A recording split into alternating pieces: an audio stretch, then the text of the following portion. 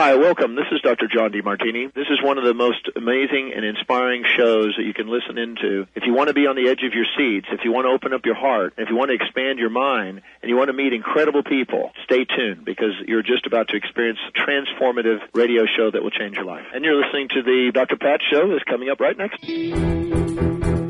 Welcome to the Dr. Pat Show. Talk radio to thrive by.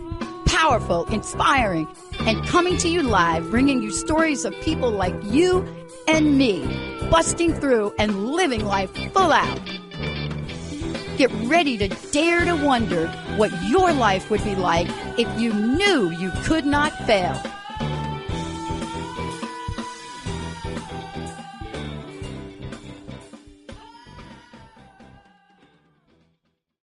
Hey everyone, welcome. We have a very special show. I want to just tell you all, Damayanti, For Your Soul with Sarah May. I have had the honor of knowing, working with, watching Sarah all along the way. But one of the things that is really important for me to just reflect upon for a minute is what is it that I've learned, that we've learned as we follow Sarah, as we share in the wisdom, and how do we then apply it in our day-to-day lives? See, this is as we come in now and we're moving forward to a new energy, some people say. What do we want this to be about? Well, today's show is empowering yourself with wisdom. And you're going to hear from her what this means. Do you think you can rise up above the dark times in your life wiser?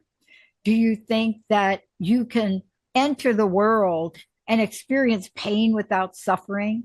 Today, get ready to empower yourself with wisdom. Sarah is somebody that is out in the world, started a movement called Damayanti. You're going to hear about it. You're going to hear about the store. I knew her when we talked about conscious confidence. There are so many aspects to who she is, but more importantly, this is someone that's going to help you take yourself, connect with your soul. But in this groundbreaking show, it's much more than that.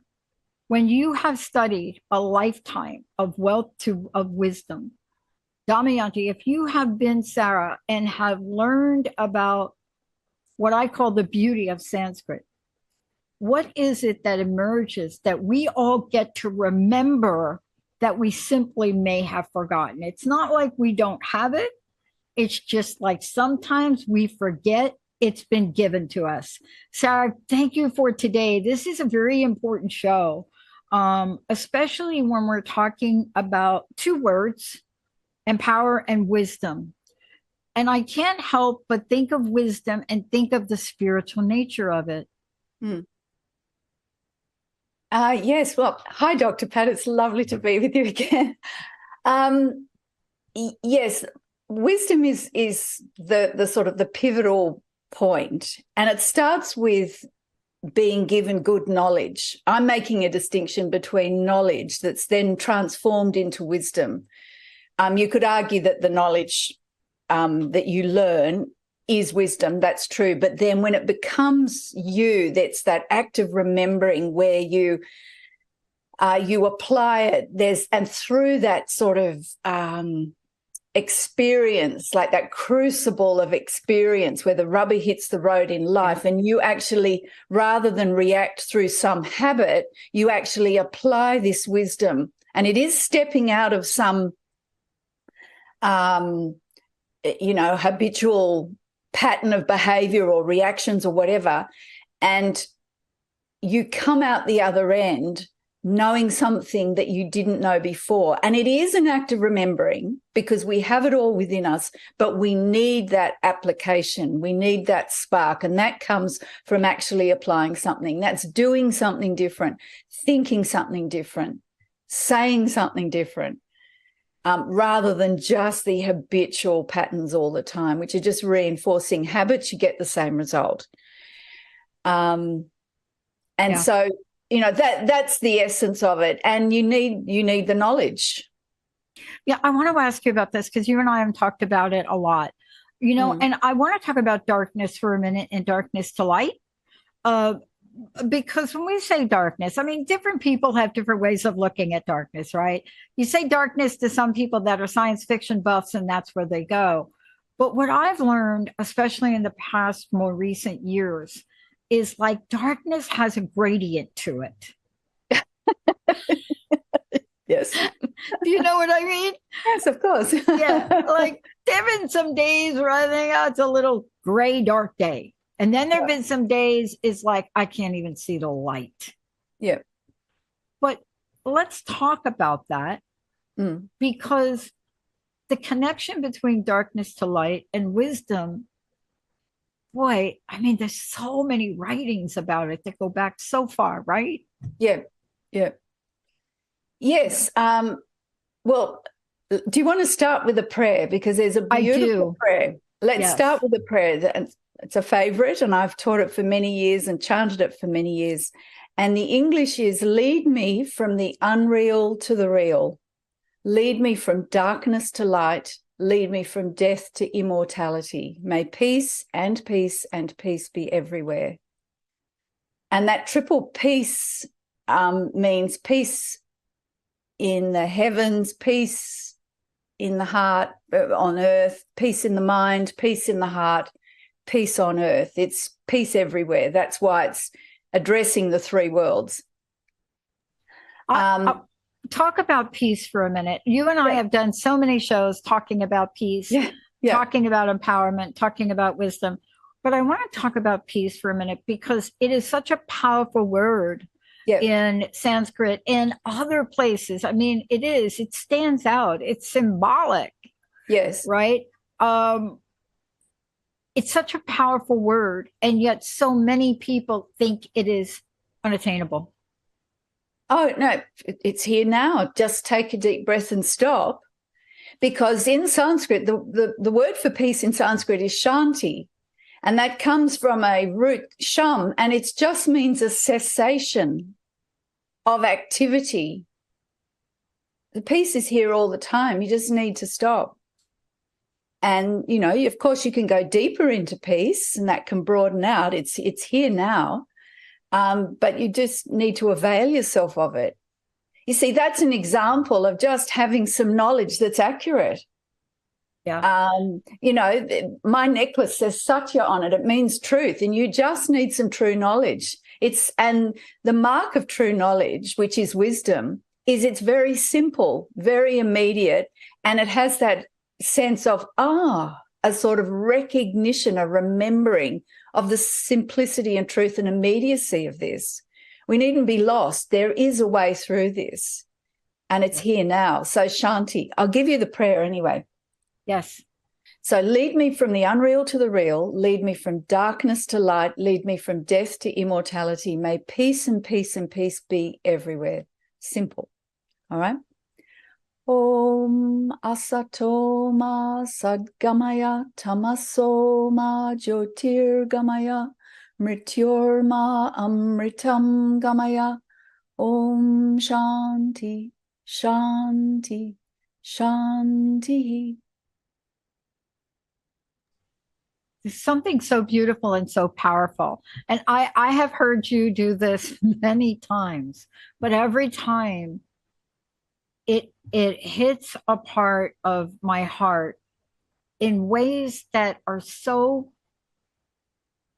many, many lives, many, many generations, many, many cultures, many, many things. You know, so what we're talking about in wisdom, we're talking about peace and empower. These transcend things. Yes.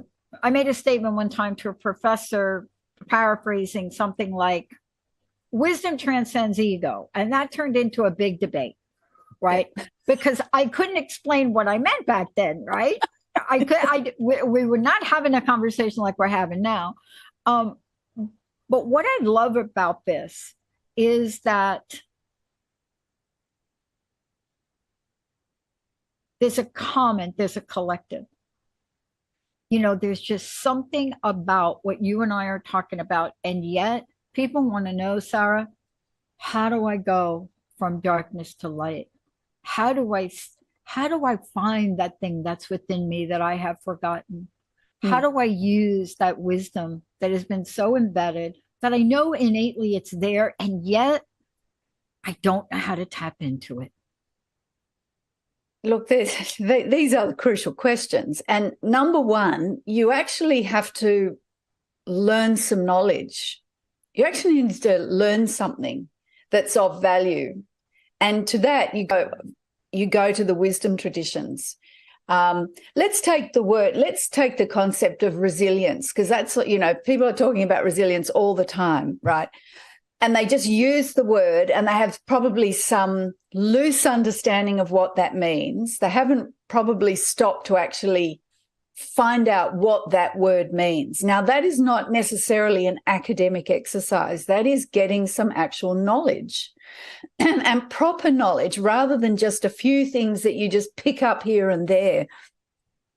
So take, for example, the English definition of resilience is to recover quickly, to bounce back. Think of elasticity, something being stretched and then springing back again. That's the English dictionary definition. Even that is helpful. Then you take Sanskrit. One of the words for resilience is abhyasa, which means to practice. And what that means is to return again and again to the discipline, especially a spiritual discipline. So to return again and again means you have to keep bouncing back, because you're going to meet challenge. You're going to meet things that are difficult, and you spring back again and again and return. Now, if you think of the activity and the discipline of life, of living well, of living from your best self, that takes resilience to bounce back again and again. So you see already just some simple information like that. We can call it information, but it transcends just mere intellectual information, like, to get to the shops, you need to turn right, then turn left. This is deeper. There's experience with that. There's energy with that. And you think, okay, so you've got that. And then go about living your life. Do something difficult. Do something new. Step out of your comfort zone. Life's going to chuck a whole lot of stuff at you that's difficult anyway, and out of the ballpark, or as sort of out of the box. But then, you're in there and you're feeling overwhelmed or like, I can't cope. And then you think of this knowledge, resilience. I need resilience. I can do this. Spring back, bounce back, return again and again. Don't give up. All these things. Okay, so you've got the concept. Then how do you do that at the point of the rubber meeting the road? Well, that's where you need a connection with yourself. You have the wisdom, the connection with yourself, and you think, I can do this. I have what I need within myself. All right. And you will attract those around you that can support that. And then it's a case of practice, coming back again and again, and you suddenly find you do have the strength. Yeah. But it's needing some good knowledge, some good wisdom, and then applying it like that. Yeah. I want to take a short break, because when we come back, we're having a conversation about resilience. And when I think about it, it's got a capital R for me. Yeah. And, I grew up in a family with a mom, my second mom, that I didn't know till later what resilience looked like in real life. Yeah. Like, the word, but then you watch people, your role models, the people that influence you, they don't seem to go down. And if they do go down, they go down with the fight. And you may say, and I'm using language that the world is using now. This is the kind of language. But yet there's a rising up factor. That rising up factor is part of what you're talking about. And when we come back, I want to talk about the relationship between resilience and wisdom.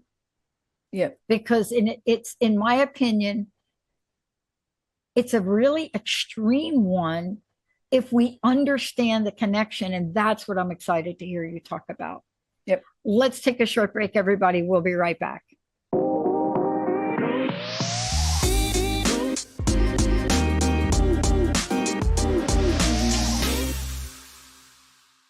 Hey, everybody. Welcome back. Welcome back.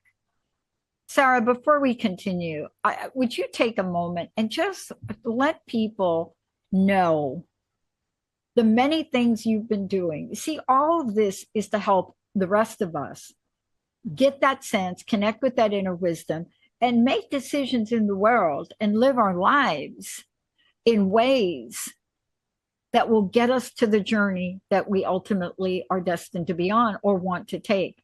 But you've been doing so much. Can you take a minute and get us caught up and tell us how we can find out more? Well, go to my website, damayanti.store. That's damayanti.store. I'll spell it DAMAYANTI, damayanti.store. That's the best place to go because I've got my entire show archive streaming there. Yeah. Which I'm always thrilled to be on the TTR network. And so show archive, there's a blog, and there's tons and tons of blog pieces there on lots and lots of topics, easy, practical ways of understanding wisdom, gaining some wisdom and how to apply it. So there's the blog, and then there's a link to my book, Conscious Confidence. And then, of course, there's the store with all the beautiful jewelry, and there's more coming on that. So go to my website and sign up for the newsletter because I'm very excited. We're working with some wonderful jewelry designers and we're getting custom designs and they're coming. So go to my website, sign up for the newsletter, and then you'll get direct contact and communication about exciting developments with Damayanti. So that's the best places. And I'm also on Facebook and Instagram. Well, thank you for that. And the reason I want people to know this is I wear a piece of your jewelry every day. There's not a day that I don't wear this piece. And it's a reminder for me because I'm like everybody else, Sarah. I can forget. I forget. Yeah. And I wanted to talk about this because I do believe, and during the break, I was talking a little bit about my mom. I do believe that there is a connection between resilience and wisdom. And yet, I don't think everybody is aware of that, nor when we say the word wisdom, somehow we have come to believe that wisdom are for the people that are sitting up on the mountain and the rest of us, we're just down here just struggling away. But there is a connection. It's almost like there's a dynamic play ongoing all the time. Can you explain it from your perspective? That is a very good way of describing it, this dynamic play. But it starts, you need to have some knowledge. So that's where the wisdom starts, that connection to proper knowledge. Like I was giving you just simple dictionary definitions of resilience. Actually find out what something means. Ask, what does that mean?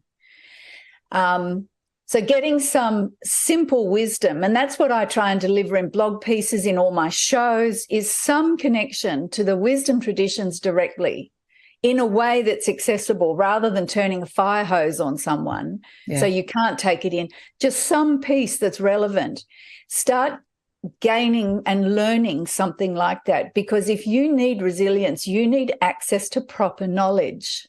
Actual knowledge, not just something you've read on the back of a cereal packet or some motivational thing that might help you in that moment. You need some knowledge, and knowledge connects you with yourself because you have all the knowledge within you, but you need that connection to it. It's not available unless you've actually learnt it, as it were. The learning is actually an act of remembering.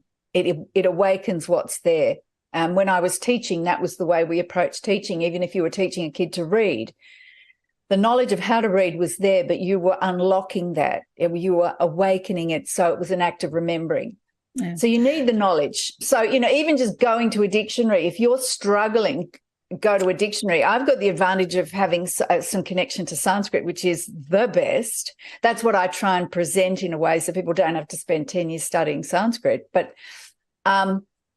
get the knowledge, and then you need to apply it. And the advice is always apply when it's easy. Don't wait until you've got your back up against the wall, or and the slings and arrows of life are firing at you. Start when it's easy. So go back to resilience in Sanskrit means to practice, which means returning again and again and again. That takes resilience to bounce back. And especially spiritual discipline. So if you take just normal life, when you aren't particularly challenged, like a regular day where there's no particular challenge, start practicing then. That's like training for a marathon. Yeah. Before you get to the race, hello, you're not going to step onto the track and start straight away without months of preparation.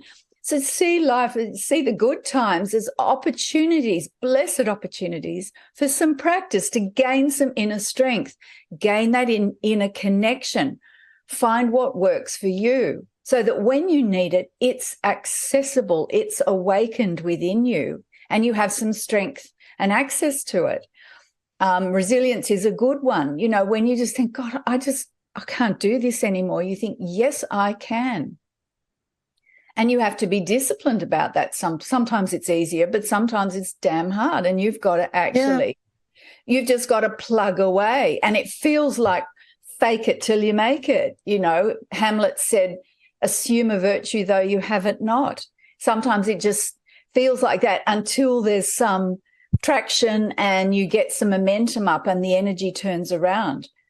But you've got to be used to doing that, hence the practice. And you need to, it's wonderful and rewarding. I'm making it sound like it's hard and dry. It isn't. But these are the facts of the matter, and you have to develop that inner strength. You know why they're rewarding? You know why they're rewarding? Let's talk about this for a minute, because this goes back to empowerment and wisdom. See, This is what I love about this. I always love having these conversations with you because I'm reflecting on two more recent things. And how does it work? Let's use a couple of examples. First of all, I want to be very clear and reflect, because this is all integrated, darkness and light. If we say, what is your darkness? What is your light? I bet everyone out there, including Emily, would be able to point to this. Even if you think you're not aware, you're not self-aware, you can point to it. Look, darkness, you may have somebody that you absolutely dread ever becoming the mayor of your city, right? And dreading is one thing, but turning that into something other than that, moving beyond worry into hate, let's just say it. Yeah. But hate's a dark energy. I don't know, like anytime you ever get me, it's dark. But then light, jealousy is another one. You talk about fear better than anybody that I've ever heard talk about it. You did that in the book, Conscious Confidence. Thank you. We forget that there are some cool things that reflect light. Isn't it interesting if we could flip that switch for a minute? Because this is a point of empowerment for me. Yeah. If you can know that it might be as easy as flipping on a light switch to go from dark to light, would you do it? Well, exactly. And that comes back to the practice. You need to actually get a taste for the light. You need to prefer the light. And if you're used to dwelling in the sort of lower energy, we call it darkness because it is a lower energy, lower frequency, you can just get used to that. That's the norm to you. That needn't be the case. And eventually you need to work at it so that you have a taste for the light, that being going towards the light is the norm for you because you prefer it, you feel better, you're more empowered, you're able to do things, you can see it's transformative, it's great, you enjoy life more, you're happier, you're healthier, all of those things. Then, it's a case of turning the light on, the light switch on and off, because like moving from darkness to light, darkness is just an absence of light. You're in a dark room, right? It could be filled with the most beautiful things, comfortable furniture, food to eat, delicious food, gorgeous decorations or, whatever. But if there's no light in the room, so what? You could be in an empty room. But then you switch on the light and immediately the darkness is dispelled and what's there is revealed. Now, look, it varies a bit. Sometimes you can switch on a light and the light globe is a bit dim. So you can still see things, but you're not appreciating them in their fullness. Well, that's where the work begins, right? You just brighten the light, clear out what's inhibiting the light being fully alight, fully shining. And so, and that, take a simple example, like during the day, do you wake up and then think, oh God, I've got another day or this or that? Or do you think, great, this is a wonderful opportunity. There are all these blessings. I'm blessed to be here for another day. You know, find some opportunity for appreciation and gratitude can immediately switch the light on and get that to be a habit. Watch your speech. Watch just these habitual negative things like, oh, that always happens. You know, that kind of, well, this will happen. Well, because of this, that's going to happen. Well, that's just a habit of speech, and the speech is reflecting a habit in the mind. So change that. Don't say that. You never know what might happen. Okay, this has happened, but who knows what will happen? Switch it round. You actually have to work, keep returning again. This is where the resilience is important. Return again and again. And this is applying wisdom again and again. Switch it round. Sometimes it can seem a little bit Pollyanna-ish, you know, it's all lovely. Yes. But that's the fake it till you make it, because then it will switch around. And you just don't allow yourself to say those negative things. Don't allow yourself to think those negative things and feel those negative emotions. Yes. Let them go. And it takes some practice, you know. Yeah. When we come back, we're going to give you all examples. It's something that I've talked about a lot. I don't spend a lot of time. I don't do a whole show on it, but I do mention from time to time. Sarah knows this too. But it's also part of what Sarah's talking about.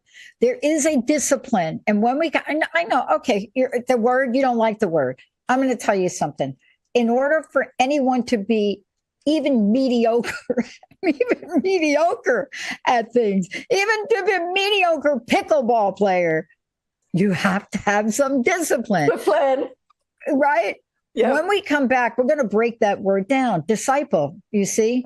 Yep. What? What did I say? When we come back, we're going to talk about what this looks like to implement something, even if it's a fake it till you make it, how that turns into practice, how that turns into discipline, how that then gives you wisdom because of what it does, and how that wisdom allows you to make better, empowered choices. And then the cycle starts again, whether the sky is falling or the sun is rising. Sarah Main, I'm Dr. Pat. We're going to take a short break. We'll be right back.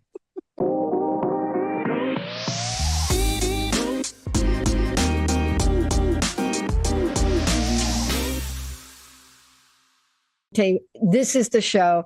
But what is the relationship to everything? So let me just recap real quick, Sarah. So we're talking about empower. We're talking about wisdom.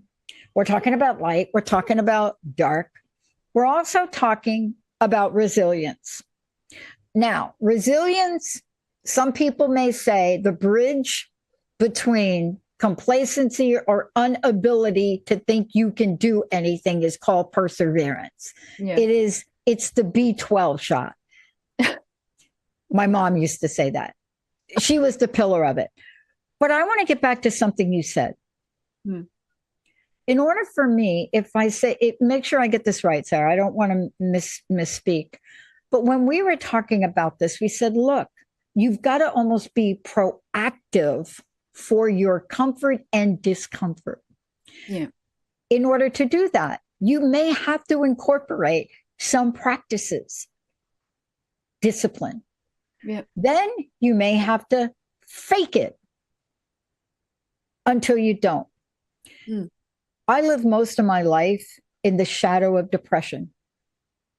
My mom committed suicide when I was 6. I was homeless at 17. I couldn't get out of my own way. And I was, by the grace of God or spirit or the universe, I met Linda's parents and Linda, or I'd be dead pretty much. Actually, I went to my family high school reunion. They thought I was dead. They thought I had died.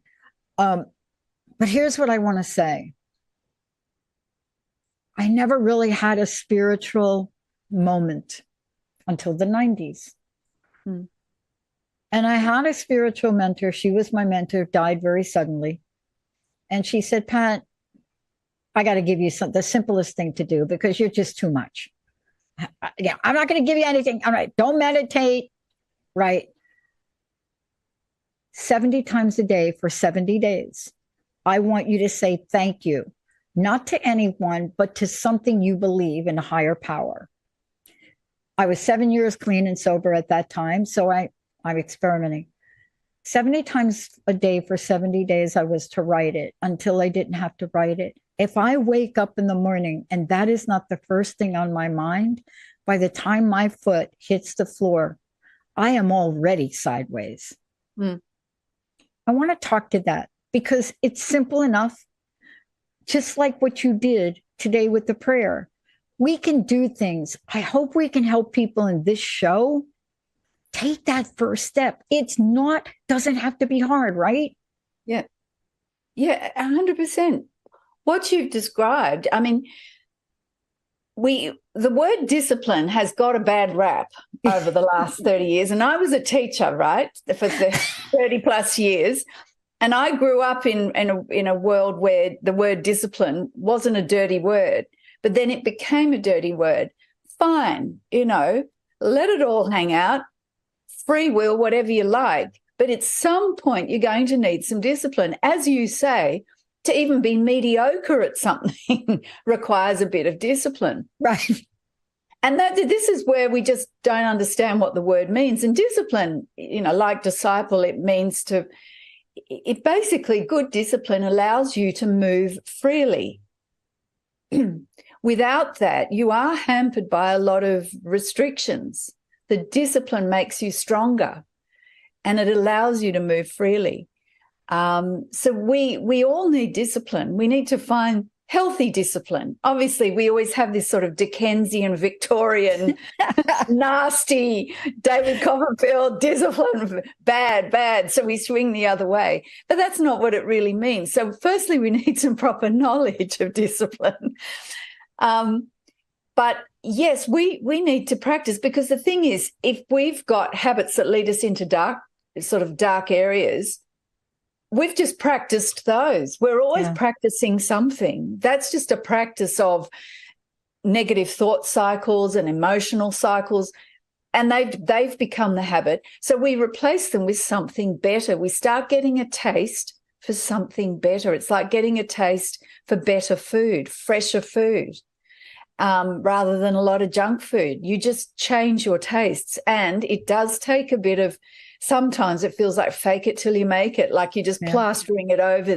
But the thing is, you just got to grit your teeth and say, no, I'm not giving in. I'm better than this. I can do this. Sometimes you really got to talk to yourself and say, we can do this, and then that's enough to shift it around so that we're practicing something better.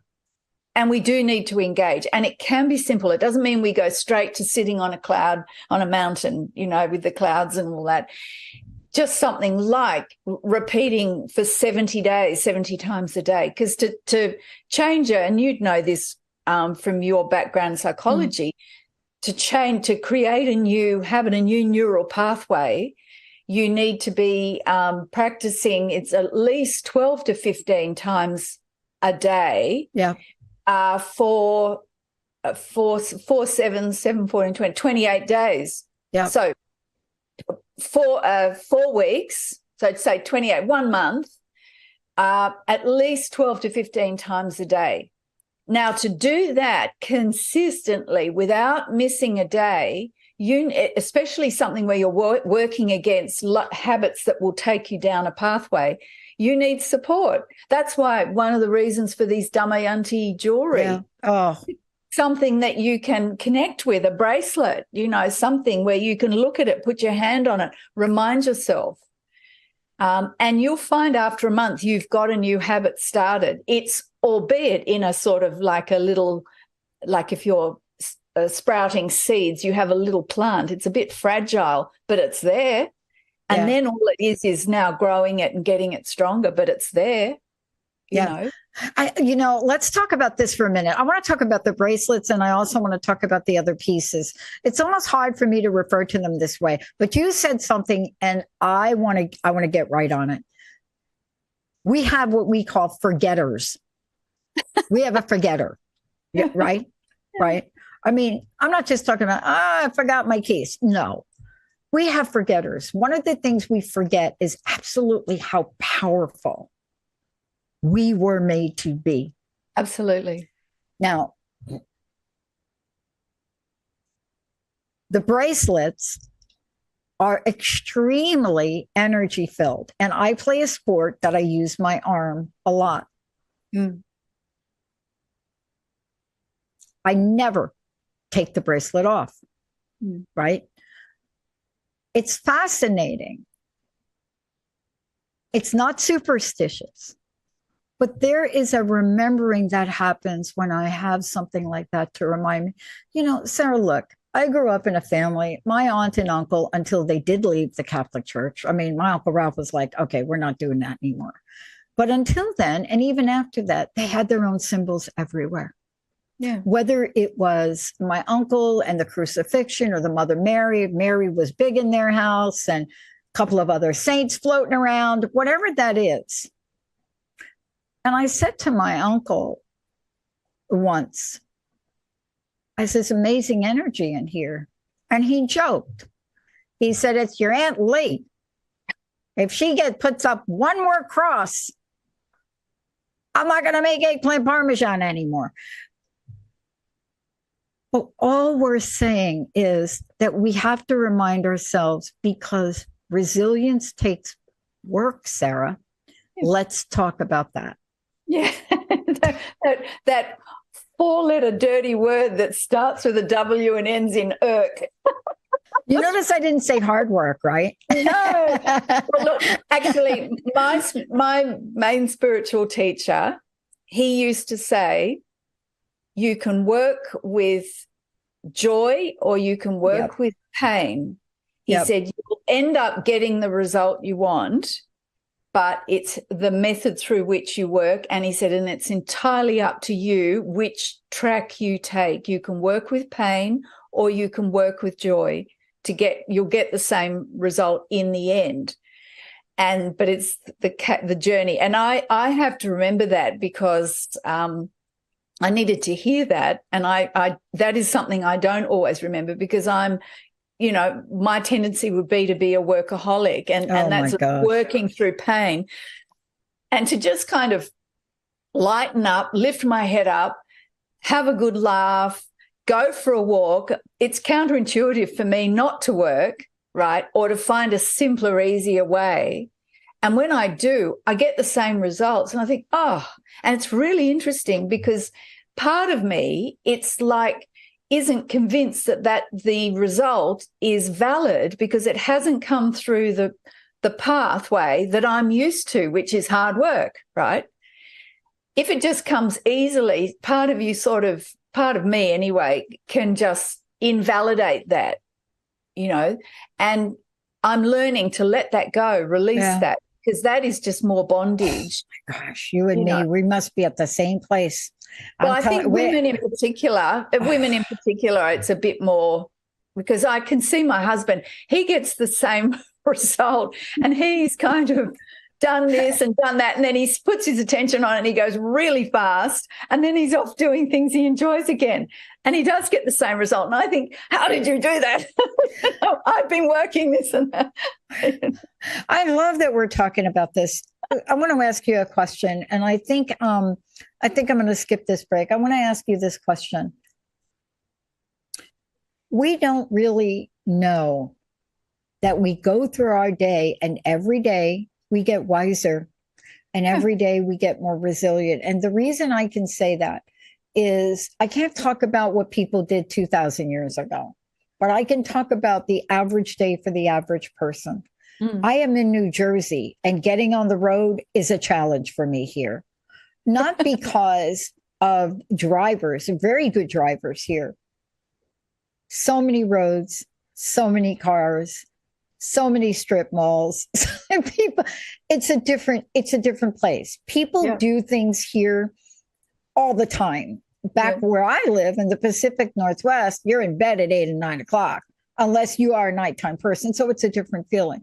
But I want us to talk about the fact that we are already doing this. We just may not be doing it to get us from where we are to where we want to go, but we are doing it at strange levels. The minute you decide your child needs to eat some food, what do? Well, you make the food.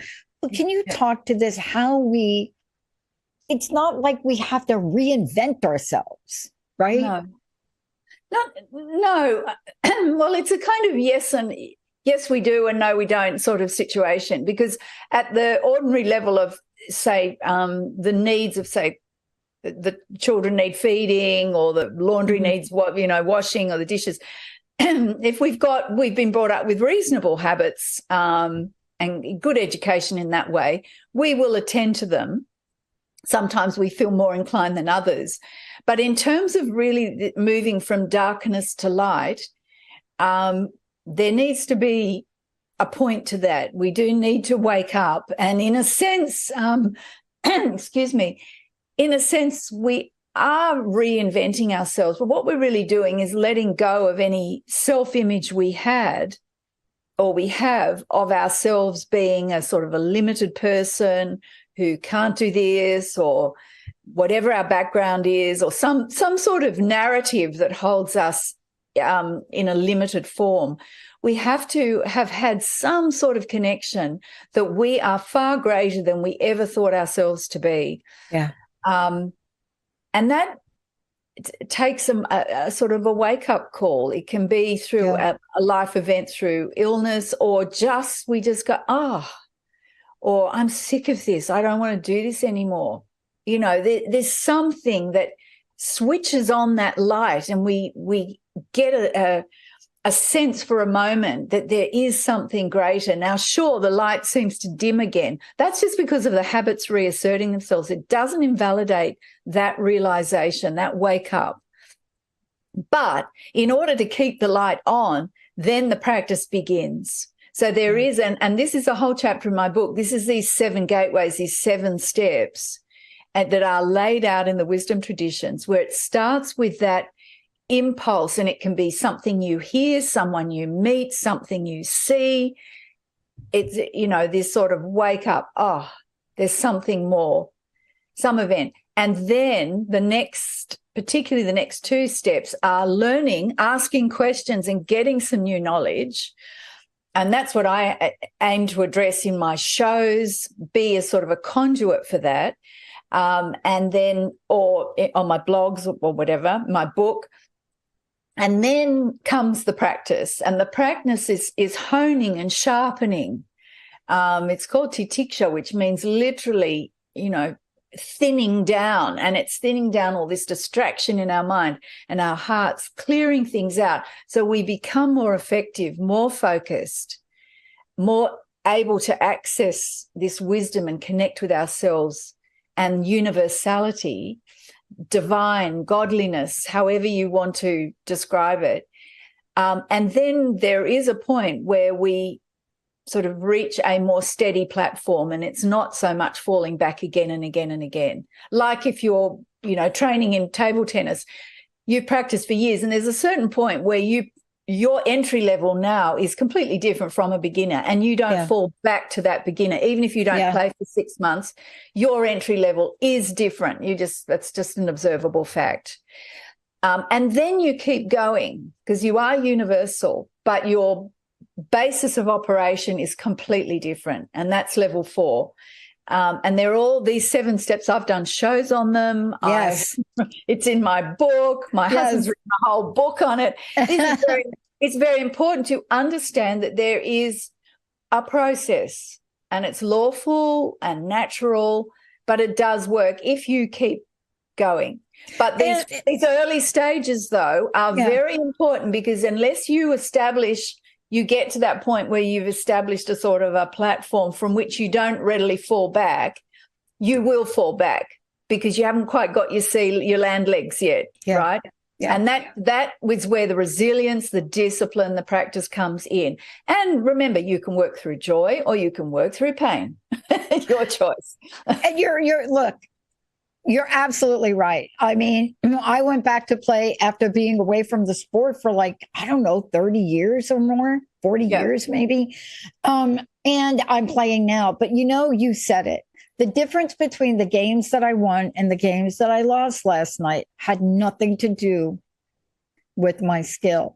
It had to do with my belief. Yeah. It had to do with the fact, and I can remember this like it was yesterday, and we're in double deuce. I know I can win.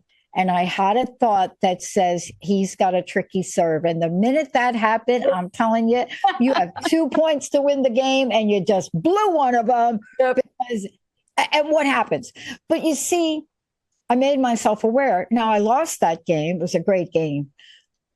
But when I played again that night, I remembered that. See, isn't that wisdom? That is wisdom. And the thing is, the context is a table tennis game. But the more important thing that happened was that awareness, that lesson, realizing, spotting the effect of just one simple thought drifting across your mind that you paid attention to. And somewhere along the line, it triggered enough that you just lost your edge. So forget about the table. The table tennis was just doesn't matter. Yeah. Yeah. It could be baking a cake. It could, we like ballroom dancing. And honestly, you just one thought, the same sort of thing. And right. Turn, or you lose your balance and you don't quite turn correct. So it doesn't matter what it is. That's all context. And that's the game. That's the fun of it, really, that you can realize it in a table tennis game and someone else can realize it doing nuclear physics, right? Doesn't matter on that level.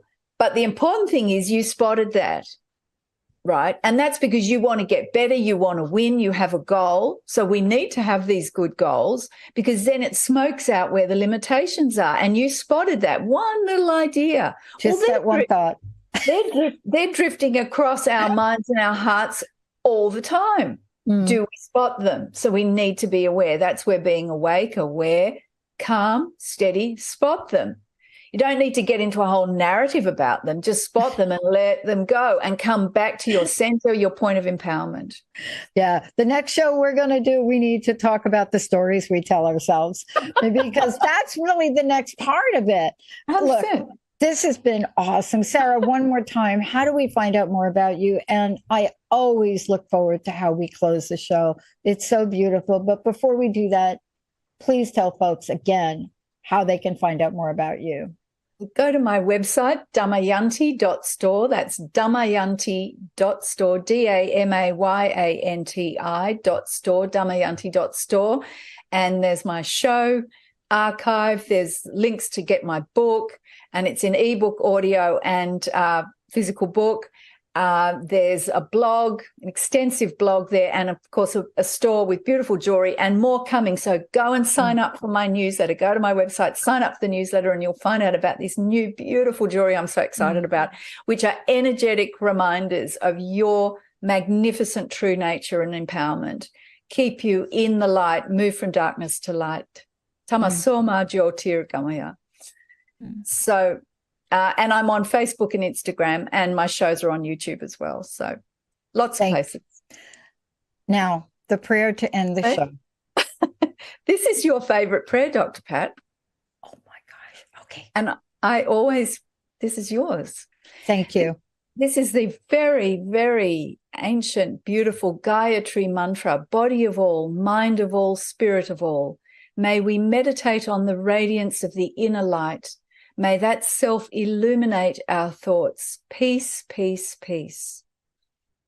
Om Bhuvah Swaha Tat Savitur Varenyam Bhargo Devasya Dhimahi Dhyo Yona Prachodayat. Om Shanti, Shanti, Shanti. Sarah, thank you so much. Thank you for touching our hearts. Thank you for enlightening and engaging our minds. And most important, thank you for reminding us that darkness does not have to be our life. It can be transformed to light.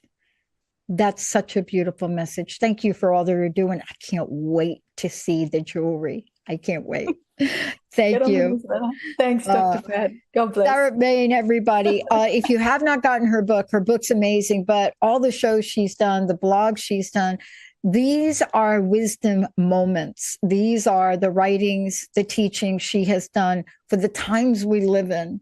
They are the solution to so much of how heavy and dark we feel. And as we've said during this show, it doesn't take much to turn that switch on. We'll see you next time.